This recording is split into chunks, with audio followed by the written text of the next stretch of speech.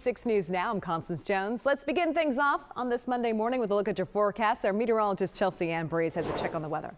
Well, we've had some morning fog across the area, so early you can see that reduced visibility if you're looking into the Everglades. Temperatures, though, are starting out in the low 60s, which is very average for this time of year. Some of us mid 60s. We're just shy of 70 as you get down towards the Keys, but overall, not a bad start to the day. Pretty seasonable for the most part. Again, here's that view from the Everglades. The winds are light this morning, and that's what's allowing that fog to develop. You can see some of the flags out there is very still. Once the wind starts to mix a little bit more, the sun continues to rise. That's going to allow all that fog to lift. But just note, there could be some patchy fog early this morning. As we look out towards the beachfront, South Beach, notice the winds are light there as well. Temperatures, like I mentioned, pretty close to our dew point. That's what that patchy fog is. But otherwise, we're going to see the temperatures climb, the fog lift, temperatures getting still above average for this time of year. Another day back near 80 degrees. And from start to finish, we're seeing temperatures pretty cool this morning, but mild this afternoon. We're going to keep those high temperatures pretty stagnant, pretty stuck near 80 degrees over the next several days. That light sea breeze is going to be bringing some onshore winds, so maybe a stray shower. It's not really a main factor at all by any means. Tonight, we're going to fall back into the mid 60s. Cool after sunset, but slightly warmer than we are this morning. Again, that temperature early right around sunrise at 62 in Miami. You can see over the last couple of hours, there have been a few stray showers developing just off the coast. That's why that chance for rain isn't zero, but it's very low, about a 10% chance for maybe a shower to clip the beach fronts. Most of the action on the sea breeze is going to turn inland, way inland into the Everglades as we head towards the afternoon. And that's all driven by a ridge of high pressure that's giving us that wind wrapping around it and pushing that onshore wind into South Florida. We will be watching, though, the temperatures to stay pretty steady, even with rain showers trying to ride the ridge. Not going to do much in the way of changing our temperatures. This is actually going to allow us to warm up through the end of the week. So morning temperatures by Friday morning are going to be just shy of 70 degrees. But big changes do arrive in our forecast by the weekend. And you can see, like I mentioned, pretty stagnant pattern. Temperatures just above average the next couple of days, mid 60s. On average, we should be right around 61, 62. So we're going to see that climb as we get into Friday and even Saturday morning, seeing those morning temperatures right around sunrise, a little bit warmer, but hey, still mild with low humidity across the area.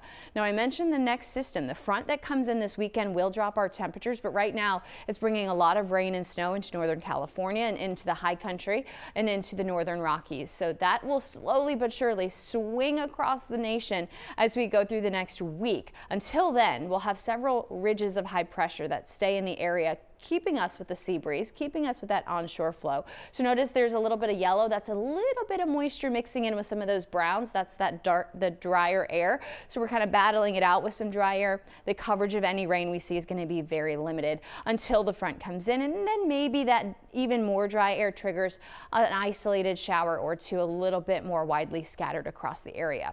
So that chance for rain stays relatively low until the front comes in. But you can see temperatures for the afternoon hours do drop into the upper 70s by the weekend. Until then, pretty steady and in the low 80s.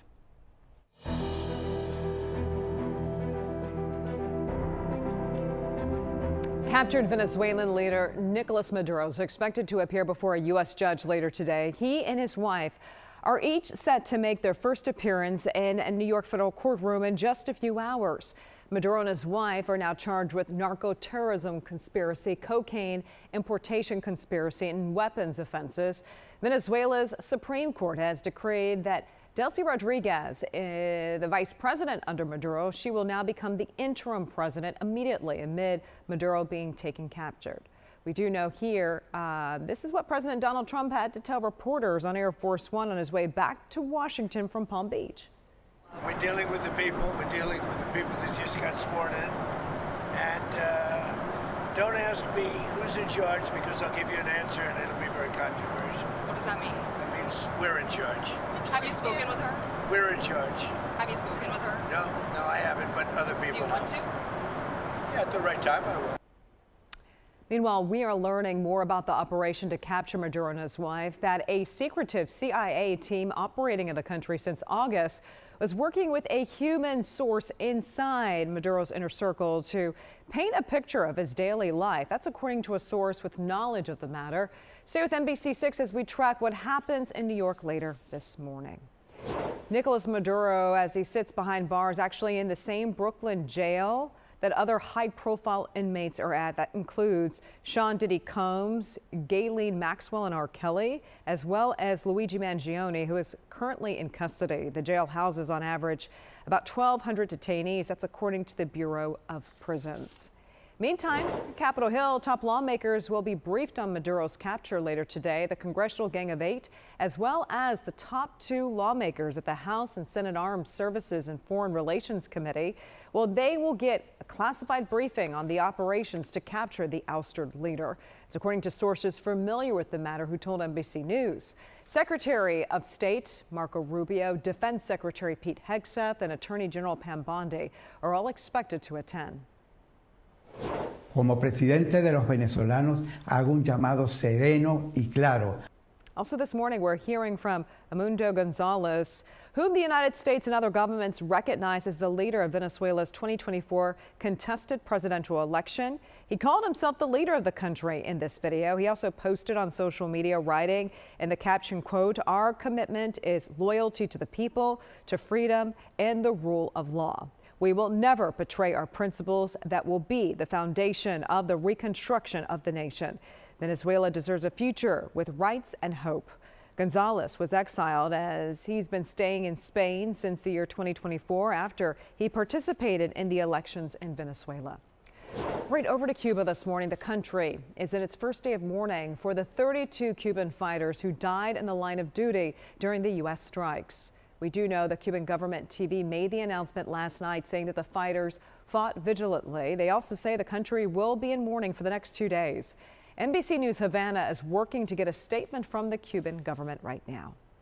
Right, take a look at this. This is a flight animation video from Flight Radar 24, a global flight tracking service. It shows the closure of airspaces over Venezuela between 11 p.m. Eastern Time on Friday to 1 p.m. in the afternoon on Saturday. Now, we now know the airspace is back open, but a ripple effect of delays and cancellations are still affecting travelers. In fact, thousands ended up stranded at airports, all tied to the U.S. airspace restrictions following the strikes in Venezuela. U.S. officials say an aircraft transporting Nicolas Maduro made a stop in Puerto Rico before landing in New York, which prompted temporary airspace closures that caused this huge domino effect that everyone was dealing with. Miami International Airport officials say more than 100 flights were canceled Saturday. It's been a mess. We've been delayed more than 6 hours. We went to Punta Cana. We haven't arrived to Miami yet. It's been a mess. Well, even with flights back in the air, travelers say airlines are playing catch up, leaving travelers hoping their next flight will come sometime soon. They'll find their missing bags and then finally take off. Of course, NBC6 will continue to follow the latest developments out of Venezuela. For the very latest, stay with us updated on air and also online at NBC6.com. Well, a Hialeah man faced a judge yesterday after a suspicious incident reported on New Year's Eve led to an hours-long investigation. Mr. Gonzalez is charged with kidnapping and domestic violence battery. Well, detectives say 49-year-old Jose Gonzalez forced his longtime girlfriend into his car near West 27th Avenue and 52nd Street after a domestic dispute. Police later confirmed the woman was found safe and unharmed. He's now been charged with kidnapping and domestic battery. He's being held without bond.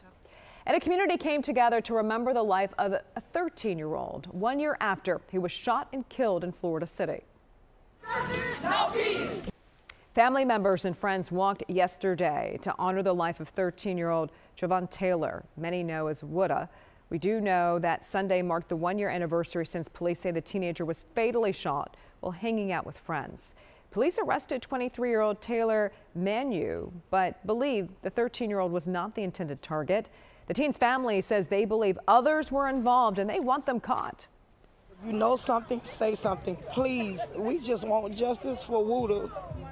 It's us today, it can be y'all tomorrow. Well, the anniversary of the teenager's murder comes just days after two back-to-back shootings in Florida City last week. At last check, no arrests have been made in these recent shootings. Well, there were some terrifying moments for passengers riding a Houston Metro bus Saturday afternoon. Authorities say the bus was hit from behind while crossing an overpass, causing that bus to roll over and then fall down an embankment there. The video shows that bus resting on its side. More than a dozen people had to be taken to local hospitals, but thankfully no serious injuries there. An investigation's underway to determine the cause of that crash. Well, a puppy dog named Bambi has successfully returned home after the City of Miami Fire Rescue Department responded to a call about a dog missing since New Year's Eve. Well, the pet was actually found trapped in between a home and a shed. It's believed that she was really scared, hiding from all the fireworks. Bambi was freed, as you see right there, by the crew and safely reunited with her owners. Let's speak about another rescue. The Florida Keys here, that crews from the Dolphin Rescue Center safely freed a young manatee calf that had a fan belt wrapped around its little body there. After an operation, that fan belt was safely removed, preventing serious injury and allowing the calf to remain with its mother. Officials say the quick action saved that little manatee's life. All right, you guys, thanks for watching. NBC6 News Now, I'm Constance Jones.